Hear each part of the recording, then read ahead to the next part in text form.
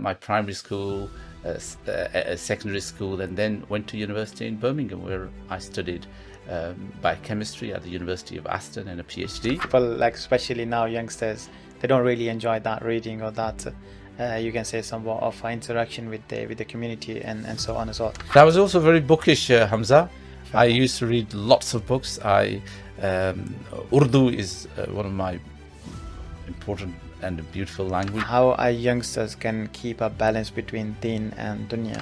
Whenever Pinocchio lies, his nose grows, okay? But alhamdulillah, anybody who is a lover of Quran and wants to really get to the message of it will say, yes, this is it.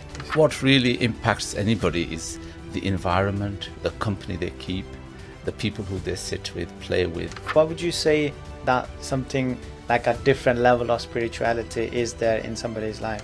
Pure thoughts of the Lord, and that very firm faith and conviction that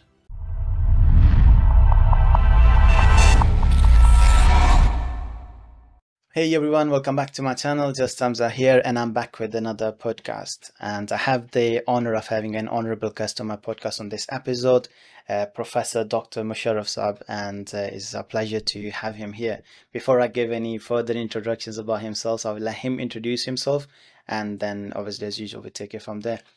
So Musharraf Saab, if you want to introduce yourself, just tell the viewers a bit about yourself. Well, assalamu alaikum, peace be on you, and good afternoon.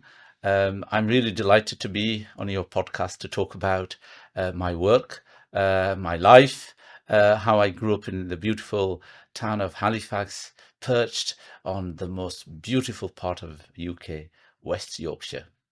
Amazing. Sounds really interesting. Let's start with Halifax then. So tell me a bit about your history. You know, what did you do in your career in terms of studies, and then we start from there. Well, I moved to Halifax in 1966 at the age of 8 from Pakistan with my parents. My father and brothers were working in a mill in Halifax. Halifax, Bradford, Keighley, West Yorkshire, in fact up to Manchester. This is the famous textile area where mills were churning out millions of meters of cloth, carpets as well. Halifax is very famous for crossley carpets. Some of the best carpets were made there, so I grew up in that beautiful small town. My primary school, secondary school, and then went to university in Birmingham, where I studied biochemistry at the University of Aston and a PhD. And then my first job was as research fellow in Nottingham University, Nottingham Trent University in Nottingham.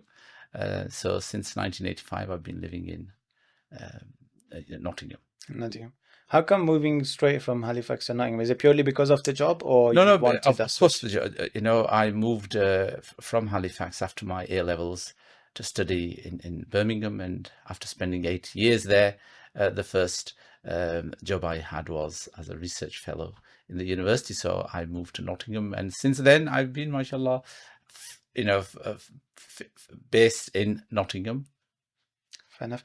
Okay, amazing. So you've been in Nottingham since 1985. So you completed, well, your first job was here as a fellow researcher in Nottingham. What were you researching on? What was my research was on in the department of biochemistry on the insulin secretion in the islets of Langahan. It's very special. So it's to do with diabetes and what goes wrong with insulin secretion in diabetic mice and rats. So that's what we were looking at. Sounds interesting. Yes. A bit complicated as well, to be fair. So after that, where did you go from there in terms of your career? Well, I was very fortunate that from my childhood I was very faithful to my religion, and I had an amazing opportunity to study Islam with my mosque, and I really was fascinated with what God has given us as this great life and this great cosmos, this great earth, and to really appreciate it and value it. So I was very religious, and throughout my university career, I was president of the Islamic Society. I, in fact, translated and published 2 books during that period, and also hosted the famous Ahmed Didat, the great Okay. debater on Islam, and so I had this very deep understanding and knowledge of Islam, and wanted to help the Muslim community actually to find their identity, particularly the young generation, how to remain faithful to their culture, to their religion, and therefore become better British citizens. I believe, when you have true identity and you have sense of belonging and you belong to a community where you are cared for and people are concerned about you and you are concerned about them, that kind of relationship really makes you a strong human being and a person who will benefit his family, his community, and his city and his country.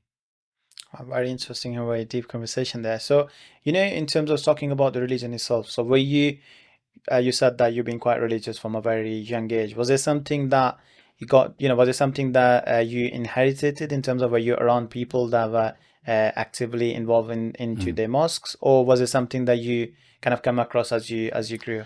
Well, Hamza, what really impacts anybody is the environment, the company they keep, the people who they sit with, play with, and spend their time with. That is what really determines your attitude, your behavior, and your belief system.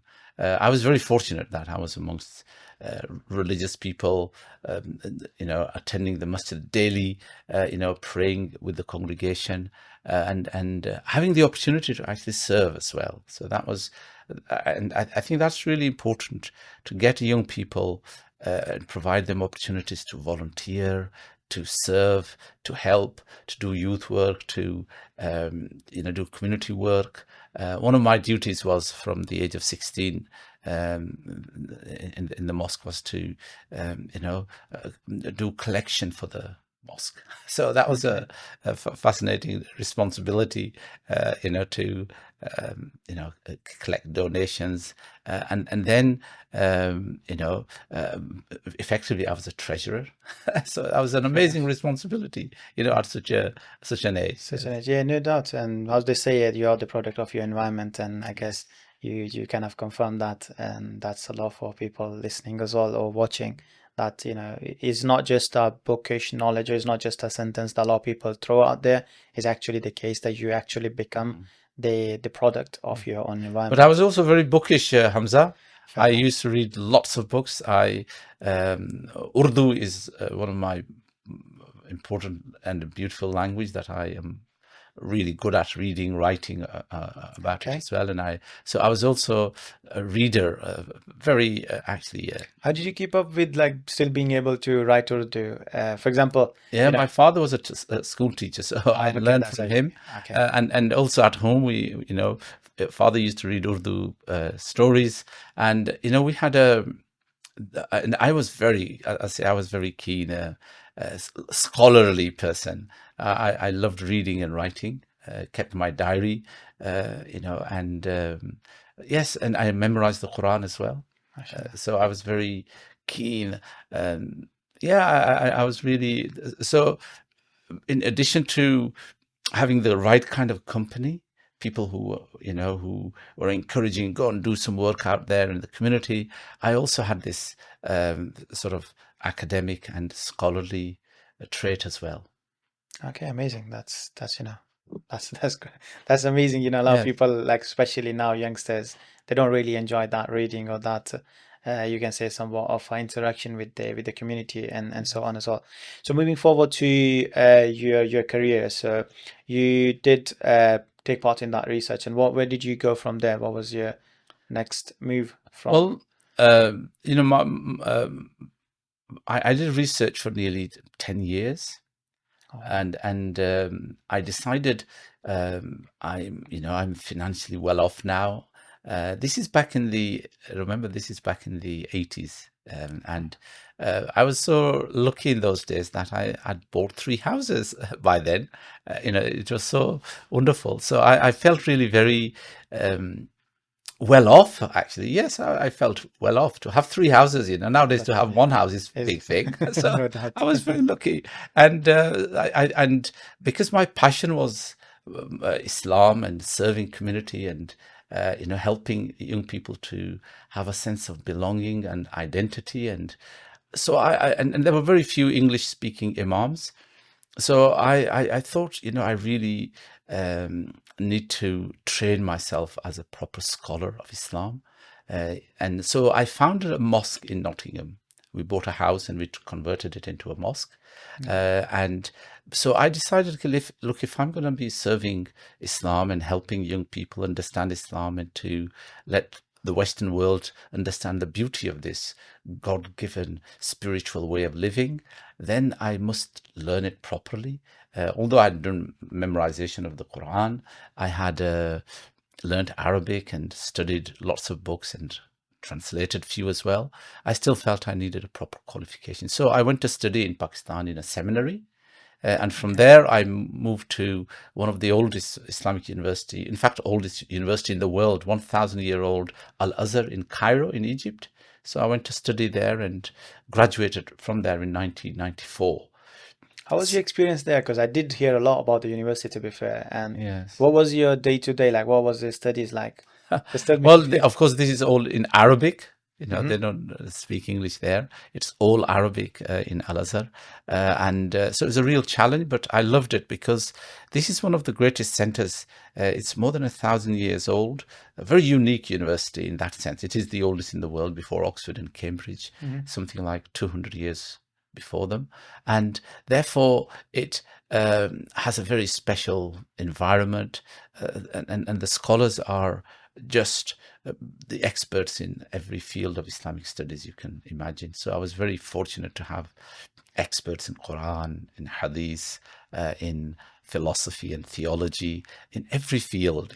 So I really enjoyed being immersed in that scholarly and religious and a spiritual environment. It is a very spiritual environment. It's the old city, so yes, it was a very amazing time I had in So Al-Azhar. you have talked about spirituality. How do you define spirituality? What Yeah, in your own words, what do you say a yeah. spirituality is? Well, spirituality is the human relationship with their creator. It's how you look at, how you believe in, and how you relate with the divine, really. It's about your relationship with the Lord, the Creator, the Sustainer, the Cherisher, the one who cares for you, the one who really is your true and real guardian and your true protector. That is God, the Almighty. And it's what attitude do you have towards Him? What positive thoughts do you have towards Him?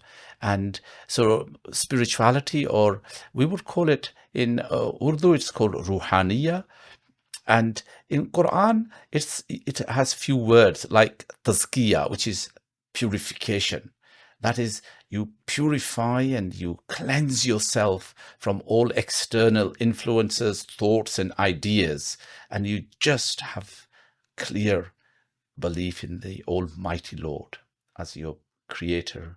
And this relationship through this knowledge and this belief, and really this forms your attitude now, and then from that come those great values of kindness, of generosity, of forgiveness, of patience, of modesty, of humility, of courage and gratitude. But they come Hmm. after you've developed that relationship with the Lord, because now you know that, you know, I don't need to have rewards from Hamza. I don't need to have rewards from you or anyone. My Lord is, if I do good, I know that whatever good I do, I am the first beneficiary of it. That's an amazing teaching of the Quran. Actually, the Quran says, if you do good, in ahsantum li anfusikum. When you do good, you are the first beneficiary of it. That's an amazing teaching, and Definitely. that is what we should do good for. We shouldn't do it to please somebody, you know. We shouldn't do it because, oh, I'm going to get a lot of money for it. No, I do it because it is good for me. Of course, the other concern I have is I am obliged to be good to others. This is what the Quran keeps on saying. You know, you must be kind, just, fair, and caring towards others. That is, you know, what is beauty about this book is from beginning to the end, you know, it's this. You will never find a contradiction ever. Unlike the Bible, which sadly is full of contradictions, it is full of massacres, it is full of revolting genocides in it, sadly. But this book is pure. It's about justice, it's about goodness, it's about kindness towards humanity. And so that is what really makes it so beautiful. I really encourage people to read, particularly my translation, the Majestic Quran. You'll love it. Mashallah, sounds really interesting. So I will come to that, and I do want to discuss that a bit more into the details and the comparisons. So sticking to the spirituality, a question that a lot of youngsters would have is, how come some people or yourself, like as an individual, you have a different level of spirituality during different periods or during your life, you can say. What would you say that something like a different level of spirituality is there in somebody's life? Good. That's a very good question. And I really direct my listeners to my book called 7 Steps to Spiritual Intelligence. It's published by Cube. It's on Amazon as well. It's a well-known book I wrote about 20 years ago. In that I talk about, you know, how do you develop your spirituality? What are the different levels of spirituality? I think what, you know, is really crucial is first having that pure thoughts of the Lord and that very firm faith and conviction that, you know, I really belong to God. God is my creator. He's my maker. You know, there's a nice story about Pinocchio. Do you know Pinocchio? Yeah. You've heard of Pinocchio? Yeah, I Eh? did hear Well, that. there's a fascinating story about Pinocchio. You know, Pinocchio is this, imaginary character, and Geppetto is it, or Geppetto is the woodcarver who makes him, and whenever Pinocchio lies, his nose grows. Okay. And he gets up to all sorts of mischiefs in this story. All right. And eventually, you know, one day he says to his maker, Geppetto, he says, you know, Papa, if I'm okay with you and you're okay with me, then I have no fear. And that tells so much. What he's really saying is that if I'm okay with my maker, if my sustainer and my cherisher, my Lord, the one who guards me, the one who feeds me, the one who truly cares for me more than anyone else because he's brought me into this world. Well, if I'm okay with him, what's the problem? There's no problem.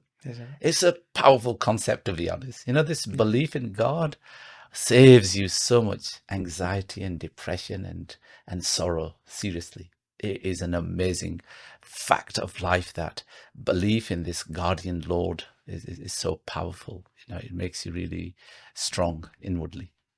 Definitely, completely agree with that. Of course, like, yeah, I guess you kind of answered the questions of why people have that certain level of spirituality during certain periods of the time, because people would get Well, distance see, from their creators. what are the hindrances to spiritual development? That's a good question to ask. And what are the real hindrances? Well, our Muslim scholars talk about, some hindrances, things like material wealth. Wealth is a big hindrance, because we begin to regard it as the be-all and end-all. We think this is what will cure my sadness and will make me truly happy and successful. Well, it certainly will make you happy to a certain extent, and it will make you successful to a certain extent. But true happiness won't come through money alone, Jehna. Okay, so material wealth is one hindrance. So what happens is people become so committed to wealth and to growth of their wealth and to getting more and more, this greed, effectively. That's what it is. More and more desire for wealth. This blinds you to bigger realities. And, if I'm allowed to use examples, I don't know whether your podcast will allow me to talk about people like, say, Trump and Elon Musk and some of the biggest capitalists in the world. And, when you look at these people, these are people who are very, very wealthy. But what has happened to them? You just wonder, well, they are just worldly people who don't care about what Americans do in other parts of the world, what genocides and massacres and wars they start in other parts of the world, because their reality is built on material things, sadly. It's not just those two examples. You can almost every political world leader, sadly, is like that. They have become materialist, and that's, of course, sadly reflecting the worldliness of our societies now. We are wealth bound. Everything revolves around economics. And if you look at BBC's news, starts with what? It starts off with what is the financial situation, what's the economy, that's all, that really seems to be It's a huge the part be of all. our society Of too. course it is. Listen, I'm not doubting that economy is important, money is important, but what I'm saying is, what is the problem is when this becomes the be all end all, this becomes your sole goal. That is when we then rape the earth, we then destroy our beautiful earth. This is when we pollute and contaminate our rivers, because money comes first. Economics comes first, and the world is secondary. And that's because of the blindness of the wealth. So I was telling you what are the hindrances to spirituality. Wealth certainly is the most powerful. And one of our great spiritual guide, Sheikh Abdul Qadir Jilani, Allah bless him, said something very beautiful. He says, hey, have as much money as you can, but keep it in your pocket, not in your heart. That is beautiful. Keep it in your pocket, not in your heart. And what materialist, worldly, wealthy people do, sadly, is they keep it in their heart. So when we had those Black Monday, when we had those collapses in stock market, many of these rich people committed suicide.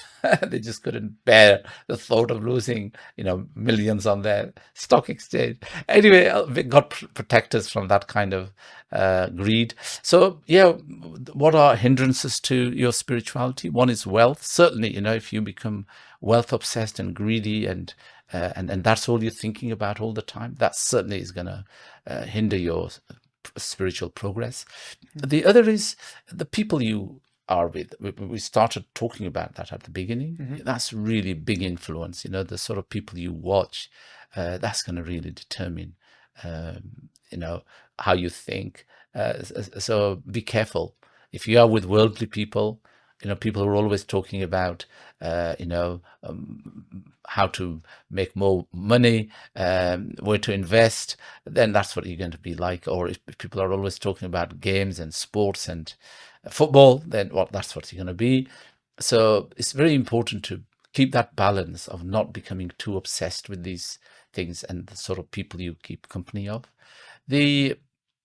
So those are two major hindrances, and it's really important that we guard ourselves against falling into these temptations, these traps.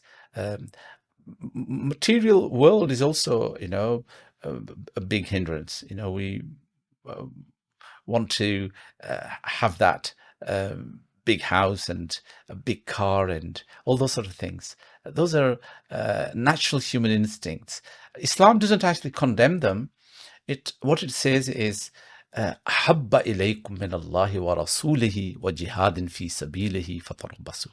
That these should not be dearer to you than God, than His Messenger, than striving and struggling for self-purification and betterment. If they are more dearer than these three things, that's a sign that you've lost your spirituality, actually. Interesting. So look, another question that, this whole conversation brings me to is, obviously we talk about the materialistic world, and we talk about what's going on around the world and people chasing the world, and is the kind of the society that we kind of live in as well. We somewhat, to a certain extent, we somewhat need some sort of, some sort of things to look up to, or some sort of, you can say, wealth to kind of chase for. Now, obviously, talking from a spiritual perspective and from a religious perspective, how do you think, or what do you think would help the younger generation, like ourselves, or even the generation after ours, to keep a balance between deen and dunya? And Yes. how do you actually define that balance? That's a very, very good question. And well, the Quran teaches us a beautiful prayer. رَبَّنَا آتِنَا فِي الدُّنْيَا حَسَنَةً وَفِي الْآخِرَةِ حَسَنَةً وَقِنَا عَذَابَ النَّارِ. Lord, give us the best in the world and the best in the hereafter, and save us from the punishment of hell. So, here lies this balance. We want the best in the world, we want the best in the hereafter. What that means is, I've just said to you that we need to bear in mind that God has given us a particular way of living, a pure way of, that's a nice word, pure way of living. We live in a very filthy, contaminated society, sadly. A society contaminated and filthy, not just in terms of economics. Well, economics, of course, we know it's so unfair, unjust, from the exorbitant interest to frauds and deceptions that happens from utility companies to even our wonderful water companies. They've been scrutinized recently about how they throw sewage into our beautiful, clean, pure rivers. Okay, so I hope you can see the level of fraud, of deception is huge, in this society.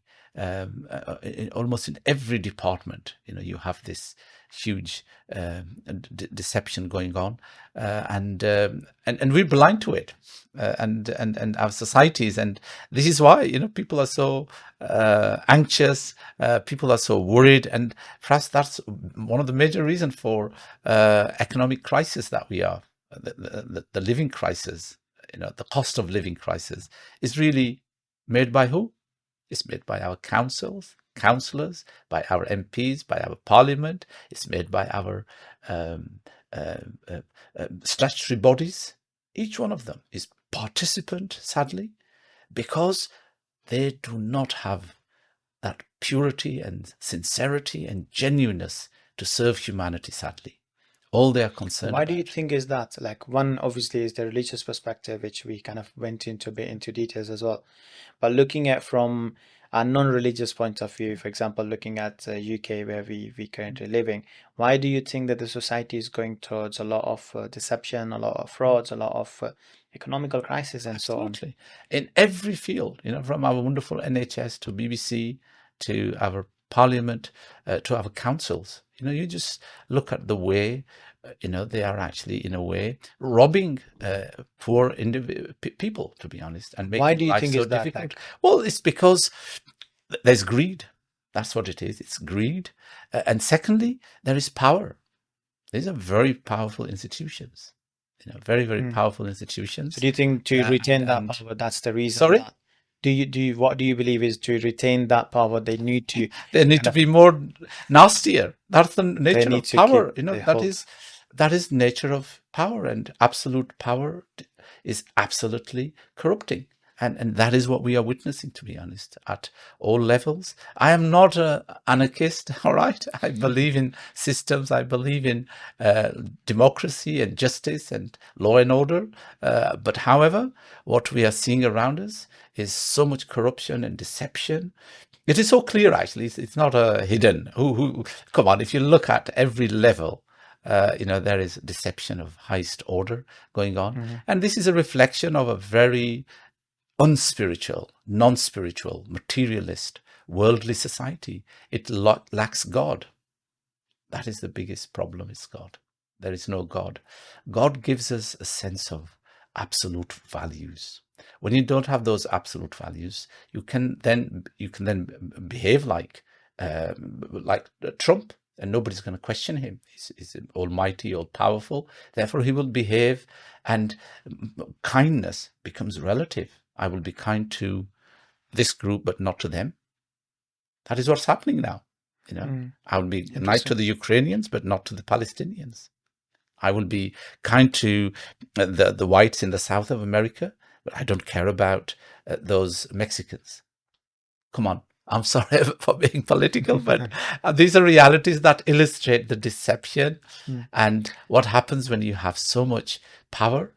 You can be so corrupt. And I think this is the problem with statutory bodies, political bodies and governments. They are so powerful now. They are law in themselves. Yeah, but yeah, to a certain, of course, they are the law. So to a certain extent, we do need certain individuals to hold these powers if we want to have a functional society. There would always be organizations or individuals that would kind of, guide or run the societies itself. Would that be any society? But going, that is what our role is. That is what I'm doing now, and that is why I get rejected by these bodies, because they don't like to hear the truth, and that is the sad point of it. But we shall continue to, because justice is really important. Truth and justice is really important. Without those two things, we will have it will be jungle rule then, which perhaps we are now seeing in the world. We are seeing the law of the jungle, sadly. And so that is why we need that spiritual guidance rooted in belief in God, the Almighty Creator. Sounds really good. So going back to my question, so how do you think in this society that we have a lot of the things going on positive, very few positives, but a lot of negatives things going on? Okay, let me tell you, Hamza, there is, particularly Britain. In Britain, there is one thing, there is something called justice for our own citizens. That is undoubtedly very first class. And if you were to hurt a cat, which you shouldn't do, you will be punished if you're caught, all right? And rightly so. And so, the justice here for its own citizens is good to a large extent, all right? I accept that. But of course, you ask those people who are victims who are victims, they will tell you, look, I've been waiting for 2 years, 5 years, and justice hasn't been given to me. Others will say, well, I never received proper justice. There are miscarriages. Those are human weaknesses in our system that we have to just accept. But on the whole, we have a system in this country where there is some recognition of sense of justice. There is for its own people. I don't think British foreign policy cares about anyone outside its borders, really. It doesn't really. It colludes with. It will collude with evil. It will collude with people who are wretched and evil, if it serves the purpose of our country. And that's again losing those absolute values. And our job is to remind our government, okay, look, you should, just as you observe justice and truth here inside Britain, that is exactly what you should be doing with the foreign policy. Our foreign policy should align with truth and justice, not with discrimination against certain groups of people. Cool. So going back to my question that I really want an answer from you is, how in this society with everything going on, how our youngsters can keep a balance between deen and dunya? Yes. Well, very easy. For Muslims, it's very easy that they need to be reading God's book, the Quran. My majestic Quran would certainly help them a lot. They need to be going to their mosque. They should be in touch with their imams and teachers. They should have a strong family where they really feel at home. And family is a very, very important part of our lives, to be honest. And one of the problems NHS is constantly reminding us, I don't know how truthful it is, but it says 50% of our population has mental problem. or mental health crisis is 50%, which I don't know how Mhm. truthful that is, God knows. But if that is true, that is really scary, and it's amongst young people, which is, I remember in the 70s, we would never have a young person who would be anxious or depressed, and be going under chronic depression, unless they were schizophrenic. That's something else. That's an illness of the mind. But otherwise, it was very rare that you would find people. Why is it today? Well, it's because people are lonely. They haven't got parents who can help them. Families are broken, and families are broken because individuals are broken. I've not actually seen a single British Prime Minister from the days of Wilson. Now, Wilson, as you know, was the Labour Prime Minister in the early 80s and 70s, 70s and 80s. And I remember he was the first one I heard who talked about the broken family. And then Thatcher and Major and Blair and every Prime Minister has actually been talking about a broken family. Yeah. Broken family Yes. because of broken individuals.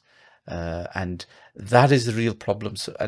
So really, we need to strengthen our family unit, and encourage marriage, encourage taking care of parents, and parents to look after their children, and uncles, grandparents are so important, so valuable. So I think that is the trick to it, to be honest. And I really do urge anybody who's looking for that, reach out to your parents, reach out to your grandparents, your uncles and cousins and nieces and nephews, and those even distant relatives. Look for them, build relationships. That is the most important stabilizer, and what will root you, and really give you a lot of sense of belonging.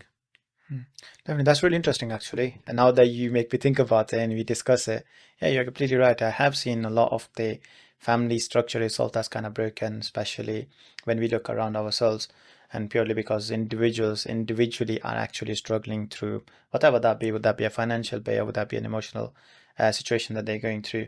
And yeah, I do agree with that, but with that point. So going back to you now, so you completed your graduation from the Islamic University in Egypt. Where did you go from there? Well, I came back in 94, and I'd already established Creamy Institute, our mosque and learning center. How did you And register, or how did you actually found Creamy? Tell me a bit more well, about the as institute. I said to you, I was very keen to serve my community. That was my real motive. What can I do for my community? I'm doing these things here and there in community centers and other mosques. I need to have my own center where I can really start projects for development of the community. So and that's what Creamier is about. It's about community development, interfaith work, and also a lot of positive community relationship building, and really and helping young people to make sure they do well in school. So we had tutorial classes for them. Youth work is something which I put a lot of effort into, and developed youth workers, and youth clubs, football teams.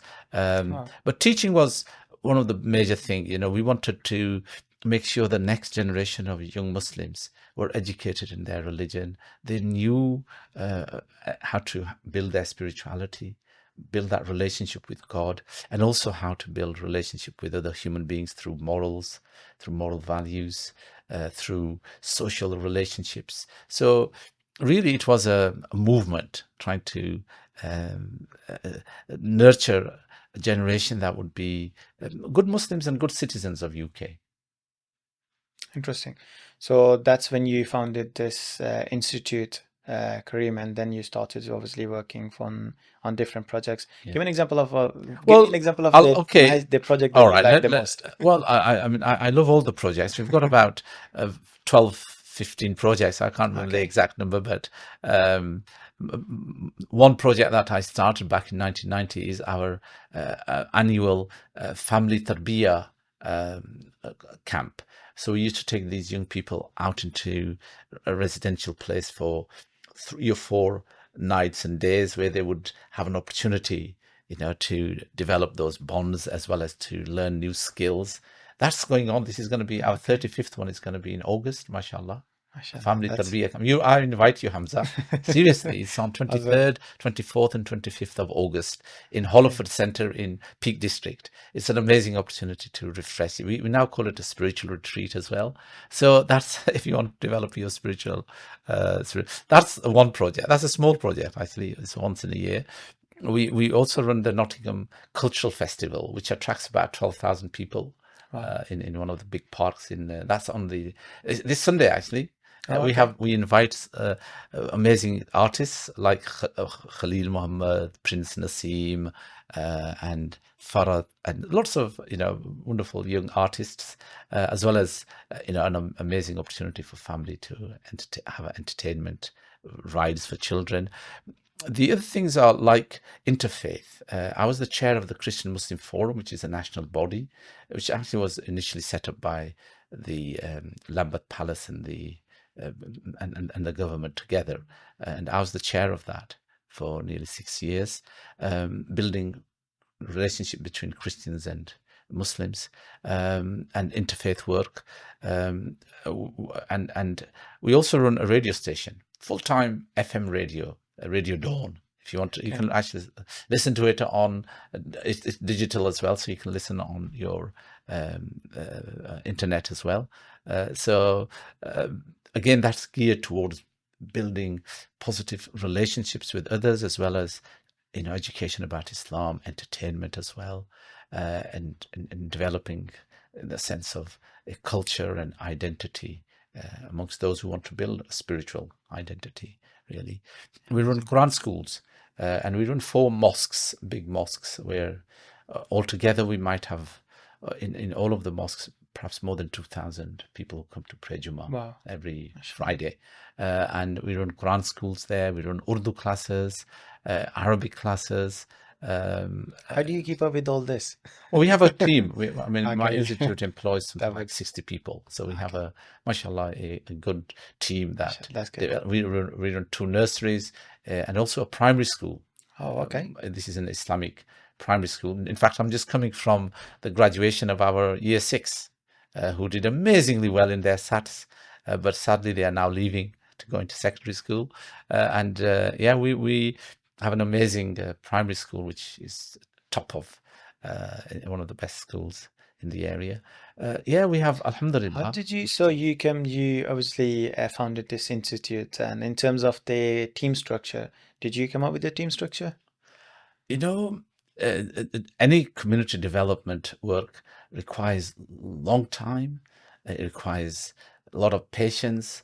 It requires a lot of people and a lot of voluntary work as well. So yes, it's a 35 years work, alhamdulillah. So it's a long journey, and I've been developing myself, been to dozens of courses on team building, to delegation, to running meetings, to communication skills, all sorts of, and developing myself, my staff as well, and leadership. I was very keen about Muslim youth leadership particularly, so I developed courses for that as well. And I've written about 40 books, and one of my famous 18 books are actually what is known as Let's Learn Islam, which is a curriculum for mosques and Quran schools in the UK and abroad as well. Mashallah, we know people are using it abroad as well. So it's a very famous. I wrote a book that is used in secondary schools for education of Islam at Key Stage 3 level. So I love reading and writing. Writing is I can tell. my favorite. I spend a lot of time daily on writing. Yes. Okay, mashallah. So yeah, you really enjoy that academic end of the life, I guess, and reading and writing the books from there. Well, mashallah. So obviously you have founded the institute, which from the sounds of it, mashallah, is doing amazing work for the community, as well as is definitely growing as an institute as well. Can I just tell you something, Hamza, about community organizations, and particularly my own Creemia Institute? Creemia Institute is the parent organization of at least a dozen major Muslim charities in the UK, Wow. including Muslim Hands. You've Okay. heard of Muslim Hands, Yeah, I one of have the heard of largest Muslim Hand stuff for sure. in the UK. That was founded in Crimea. I'm one of the founding trustees. Oh, wow. Okay. And there are several other major institutions that were founded through Crimea Institute in the UK. You've done a lot for the community for sure. Al-Karam School, the boarding Muslim school, and now a seminary. We supported that. We supported the founding of a big mosque in Bradford. We've supported another very major charity, two in fact major charities, and several schools. So yes, so what happens, what the point I wanted to make was, community organizations like Crimea Institute really become a basic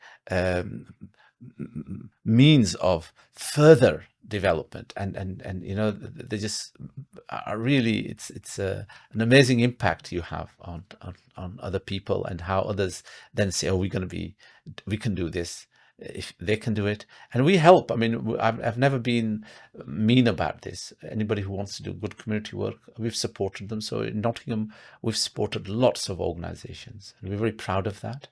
There won't be any mosque that I haven't supported, either raising money for them through our radio or other means. So we're, in the business of supporting good community development. That's really amazing too, and really refreshing to hear as well, actually. And didn't knew that there were that many things happening actually in Nottingham. We've supported always, and its founder is a student of mine as well. Oh, okay. And so, and can I just tell you, Nigat Counselor was a student of Crimea as well. Oh, okay. She used to attend our tutorial classes. She's the leader of the Nottingham Council. You know that, yeah. Nigat Khan. So there you are. So this is what small, community organizations can do, nurture. And there's at least, I think, 5 counselors, who are students from Crimea. Wow. That's the time. Yeah. You must be proud of that. Yes. Listen, it's not about being proud. It's about, showing you that community organizations make huge contributions. We shouldn't just rely on statutory bodies, which are very costly, and, they take our resources. Community organizations and civic organizations should be supported as well. That's my point. Definitely. People need to recognize and this money comes from volunteers, donations. Wow. And that is what we need to remember. Amazing. So moving forward to, mashallah, the majestic Quran. So obviously translating Quran is a huge responsibility. What was going on your mind, of what got you to actually translate, the Quran? What was the main reason that you felt the need of doing it? I memorized it, and then I've loved it all my life. I've been a passionate reader of it.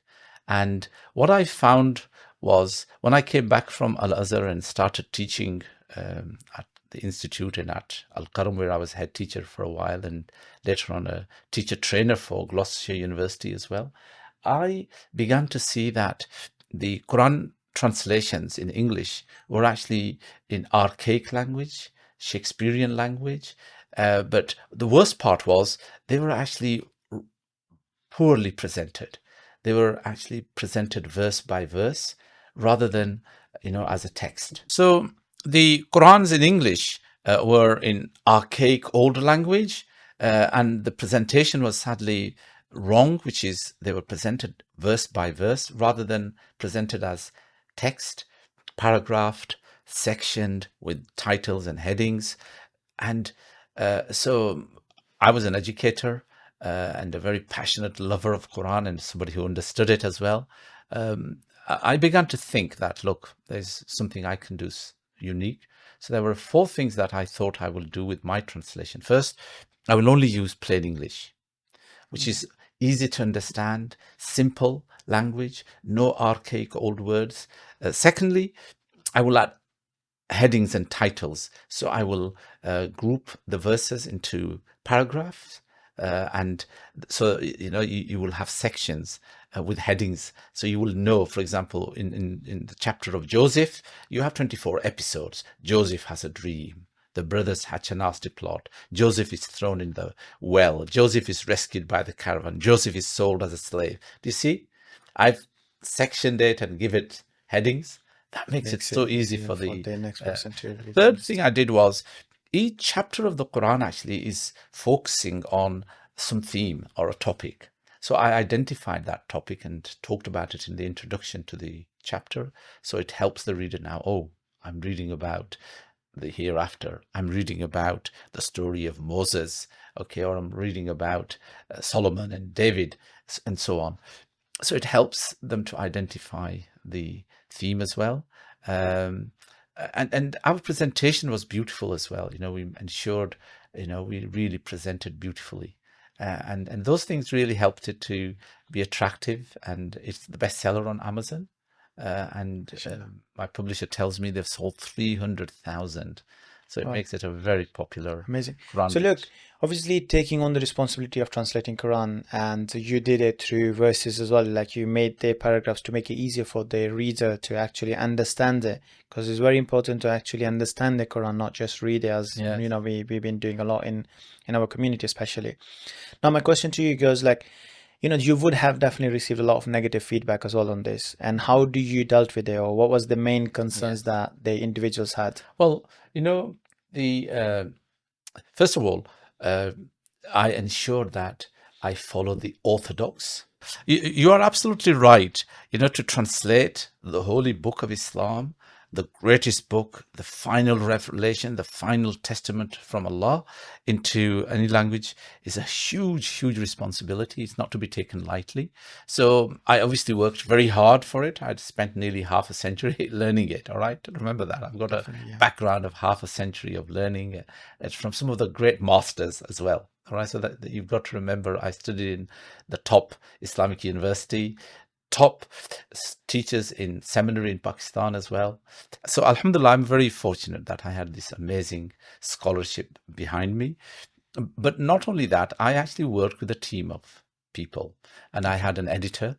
So every time I did every page I would pass it through my team, then through the editor, and then I would review it again. It went through about 6-7 stages. So no, it wasn't very, very serious work, alhamdulillah. And and then I got it recognized by many senior scholars throughout the world, and particularly from the Darul Ifta, which is the Mufti of Egypt. So we had a special stamp and recognition from there as well. So it's not to be taken lightly. It's a very serious matter, alhamdulillah. And my philosophy was that it had to be orthodox meaning what the Ahl Sunnah wal Jamaat for the last 1400 years have believed and interpreted it. So I actually went to the great commentaries and used them, so there wasn't anything that's controversial as such. There was a small group of people who misunderstood it. The sad thing was that many of them didn't actually read English properly or can't read English. And so there were some people who, out of ignorance, sadly, and perhaps a bit of resentment and dislike made. But alhamdulillah, on the whole, this is something that's accepted by the ummah now. Like moving forward to, so another question that comes to my mind when obviously you mentioned, mashallah, the Quran that you have translated is, we have got, well, as far as I'm aware, there are multiple sources or multiple verified as such translations of Quran in Urdu and in English as well. Why did you feel the need of having to translate another yourself? Well, as I said to you, most of the popular Quran translations available were in archaic Old English. Secondly, the way they were presented was something that I found really not correct as an educationalist. So there was a very strong and powerful reasons why we had to embark on presenting the Quran in this way that I have done, and I'm hoping other people will, inshallah, follow this in the future as well. It's actually a landmark translation. It's a amazing revolution in some ways, and some people who can't stomach changes will find it. But alhamdulillah, anybody who is a lover of Quran and wants to really get to the message of it will say, yes, this is it. And that's what I hear. So while you got it with yourself, so if you don't mind, if you can just read. Okay, let me just something read out of okay, it. let me just That would be okay. Let me read to you this is from An-Naba'a, the great news. And here God is really talking about the righteous people. And so God says that the mindful will have a splendid success. Gardens and vineyards, beautiful young companions of similar ages, and an overflowing cup. They won't hear idle talk or lies, a fitting reward and a gift from your Lord, Lord of the heavens and the earth and what is between the two. The Most Kind will not allow them to speak on the day when the Spirit Jibreel and other angels will stand in rows. They won't speak either without the permission of the Most Kind Lord. That's the day of truth. So anyone who wishes, let him take the road leading to his Lord. We certainly warned you of a punishment so near, the day when every person will see what their own hands have produced, and the disbelievers will say, oh, I wish I was dust. What a powerful, reminder to us. And opening with the inna lil muttaqina mafaza. The mindful people, will feel success and enjoy the gardens of paradise. MashaAllah. And even the way it's actually narrated is very unique, I would say, and it kind of helps the person who's reading, or I was actually listening it, imagine it or submerge into it in a very different way than what I'm used to when I read the translation of Quran or hear mostly. Well, thank you, Hamza. And I think this is the plain English, and it's definitely. So I've used the word mindful instead of God conscious. Although in some places I will have used God conscious, aware, but mostly I've used the idea of mindful, being mindful and attentive to the Lord. Amazing. So it was an amazing conversation, and I have definitely learned a lot of the things. What I do at the end of my podcast, I ask my guests to give an advice that they could give it to their younger selves, or somebody who is listening, an advice that they follow their life on, or they follow, they think that is something that would benefit themselves or the people who are listening, or would have benefit them if they knew that when they were younger, or when they were starting that experience. So what would be one piece of advice that you would want to leave us with? I would ask you to become selfless. I would ask you to become someone who makes sacrifices for your family, for your friends, for your society, for your country. I would suggest that you look beyond yourself and you want best for others. You become caring person. When you do that, you are the one who will be cared for. You are the one who will be loved, and you are the one who will really be happy. MashaAllah, goes without saying, what goes around comes around. So that's a beautiful advice that we had from yourself. Thanks everybody for watching and listening to this podcast, and thank you so much once again for coming on this podcast. Assalamu alaikum. Wa alaikum salam, Hamza.